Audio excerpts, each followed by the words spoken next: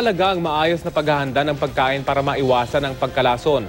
Pero kung na-food poison na, importanteng malaman agad ang sanhi nito. Balita hatid ni Dano Tingkungko. Sa pagkamatay ng dalawa sa milk tea shop na ito sa Sampaloc, Maynila matapos uminom ng milk tea, muling nanunumbalik sa gunita ng marami ang panganib ng food poisoning. Pananakit ng tiyan, diarrhea, minsan kumbulsyon, ito ang mga karaniwang sintomas ng food poisoning. Ayon sa isang eksperto, mahalagang matukoy agad ang sanhi ng food poisoning.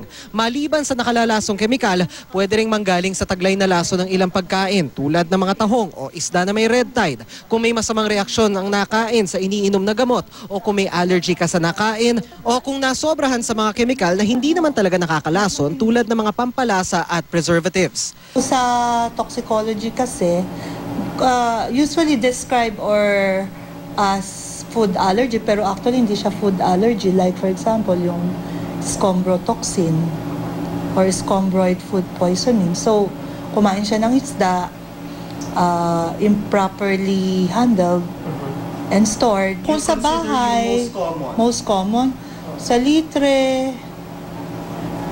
oxalic acid, sodium hypochlorite, mga Pwede ring malason dahil sa panis na pagkain o pagkain hindi maayos ang paghahanda. 6 po na factors ang kailangan ng bacteria. Yung tinatawag namin na FATTOM, food, acidity, temperature, time, oxygen, saka moisture. Yung 6 po na yun, lahat po ng pagkain napapanis. Yun nga lang, meron kaming yung sinasabi na acidity. Pag mataas yung acid level, mataas yung base level, pwedeng mabuhay ang bacteria. Siyempre, mas madaling mapanis ang food kasi mainit.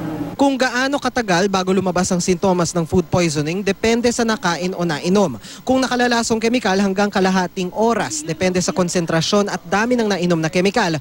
Kung dahil sa panis na pagkain, pwedeng 6 hanggang 8 oras. Mas mabilis din ang tama ng food poisoning kung walang laman ang tiyan. Sa ganitong sitwasyon, dapat isuka agad ang nakain o nainom kung kaya. O kaya naman ay lagyan ng paunang lunas na makapipigil sa epekto ng lason. Halimbawa, ang puti ng itlog para mabalot ang tiyan at mapigilan ang absorption ng lason. 4 to 6 sa bata, tapos kung malalaking bata, 6 to 8, pag adults, 8 to 12. Yeah. Para lang hindi ma-coat yung mucosa, hindi further ma-absorb. Kung sa red tide poisoning halimbawa, painumin daw agad ng 1 kutsarita ng baking soda sa 1 basong tubig. Yung ina-alkalinize niya yung sa tiyan para maging unstable yung poison. Kung may seizures, kinukumbulsyon o nawala na ng malay ang pasyente, idiretso na agad sa ospital. Para maiwasan na ang ganito mga emergency, importante ang maayos na paghahanda ng pagkain. Kung magsasalin ng pagkain sa container, siguruhing malinis at tuyo ang loob nito.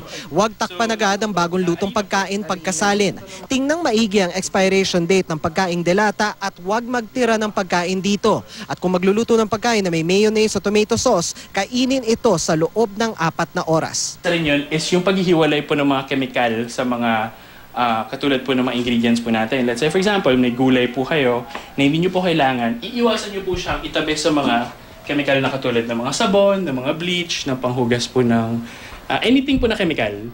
Ito pong karne na to, ipapalambutin po natin. So ang gagawin po namin is ilalagay lang po siya sa pinakababang part ng shelf. Tapos po nun, iiwan lang po natin siya mga 4 na oras, 8 oras hanggang sa lumambot po yung karne, saka po siya pwedeng gamitin. Dano Tingkungko, GMA News.